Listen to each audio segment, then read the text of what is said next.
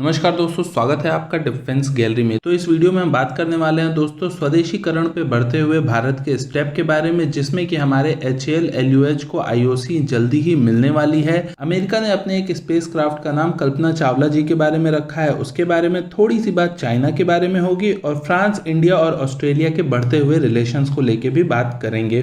तो शुरुआत करता हूं मैं अपने स्वदेशीकरण की ओर बढ़ते हुए भारत की।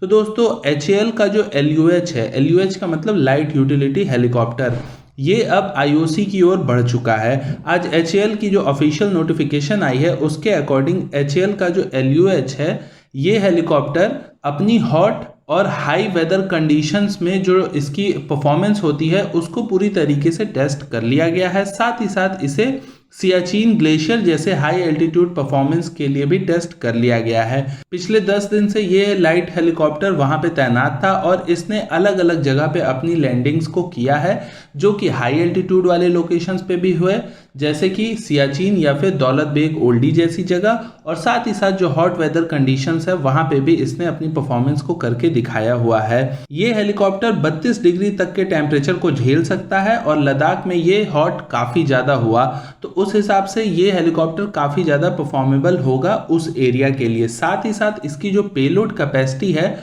उसको भी सियाचिन जैसे जगह के लिए टेस्ट किया गया है। सियाचिन ग्लेशियर क्योंकि बहुत ऊंची जगह होती है और जब आप ऊंचाई पे जाते हैं तो आपके जो पेलोड यानी कि वजन ले जाने की कैपेसिटी होती है किसी भी फाइटर जेट, हेलीकॉप्टर या किसी भी चीज़ की, वो ऑटोमेटिकली कम हो जाती है। तो इसने अपनी पेलोड कैपेसिटी को भी वहां पे जस्टिफाई कर दिया है। जितनी आर्मी के अकॉर्डिंग रिक्वायरमेंट है उतने पेलोड को ये हाई एल्टीट्यूड पे भी लेके जा सकता है। तो अब इस हेलीकॉप्टर की इस परफॉर्मेंस को देखते हुए इसे IOC यानी कि इनिशियल ऑपरेशन क्लियरेंस मिल जाएगा।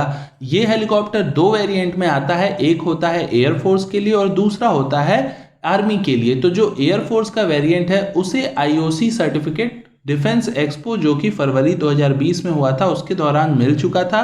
और अब आर्मी वाले भी इस हेलीकॉप्टर के प्रोटोटाइप को कुछ ही दिनों में IOC वेरिएंट का अप्रूवल मिल जाएगा। तो ये लद्दाख से आई हुई एक अच्छी खबर है जो दिखाता है कि भारत स्वदेशीकरण की ओर तेजी से बढ़ रहा है। अब बढ़ते हैं अगली न्यूज पे, जो कि अमेरिका से है।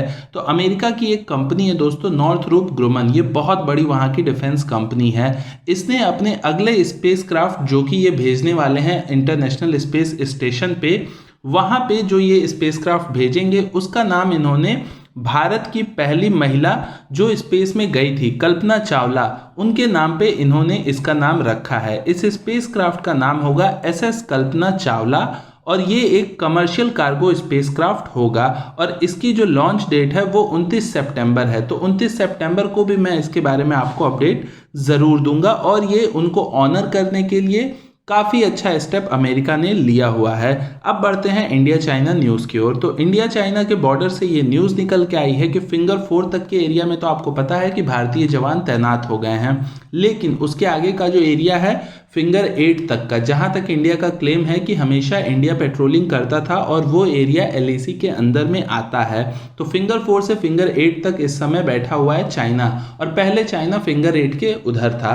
तो फिंगर 4 से फिंगर 8 वाला जो एरिया है उसमें जो 29-30 अगस्त वाली घटना है उसके बाद से चाइना ने बहुत सारे टेम्पररी स्ट्रक्चर्स, मिलिट्री स्ट्रक्चर्स बना लिए हैं और अपने ट्रूप्स की संख्या को भी वहां पे बढ़ा दिया है। और सेम रिप्लाई में इंडिया ने भी वही किया है। अपने जो फिंगर 4 या बाकी के एरियाज हैं उससे लगे हुए वहां पे इंडियन मिलिट्री ने भी अपने ट्रूप्स की संख्या को चाइनीज से काउंटर कर सके उनके अकॉर्डिंग नंबर्स में बढ़ा दिया गया है।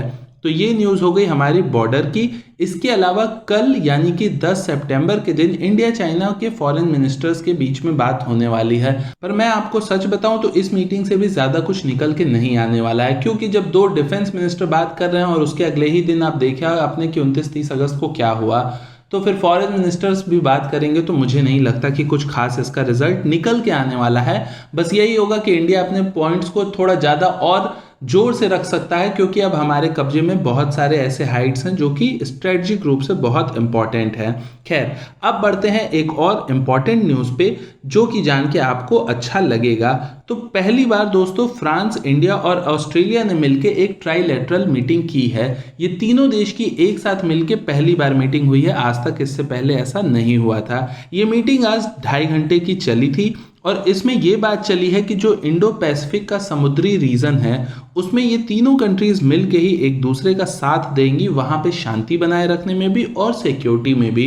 और आपको पता है कि चाइना साउथ चाइना सी से हटके अब इंडो पैसिफिक रीजन में भी अपना दबदबा बनाना चाहता है। तो भारत के लिए ये काफी ज्यादा जरूरी है कि ऑस्ट्रेलिया हो या फ्रांस हो या अमेरिका हो, इन सब के साथ मिलके हम अपने संबंधों को अच्छे रखें ताकि हमारा उस रीजन में हमारी नेवी को दूसरी कंट्रीज से भी मदद मिल पाए और उन्हें भी हम मदद कर सके। तो इसकी ओर ये एक अच्छा कदम रहा है और मैं उम्मीद करूंगा कि फ्रांस से तो हमारे रिश्ते अच्छे हैं, अमेरिका से भी अच्छे हैं, ऑस्ट्रेलिया से अच्छे होते हुए काफ़ी दिख रहे हैं, जो कि अब हमारे मिलिट्री टाइज भी उनसे अच्छे हो रहे हैं। तो आगे आने वाले समय में ये चीज़ चाइना को काउंटर करने के लिए काफ़ी ज़्यादा हेल्पफुल होगी। तो बस आज की वीडियो के लिए इतना ही दोस्तों। मैं मनीष मिलता हूँ आपसे किसी अगले वीडियो में, तब तक के लिए नमस्कार, जय हिंद।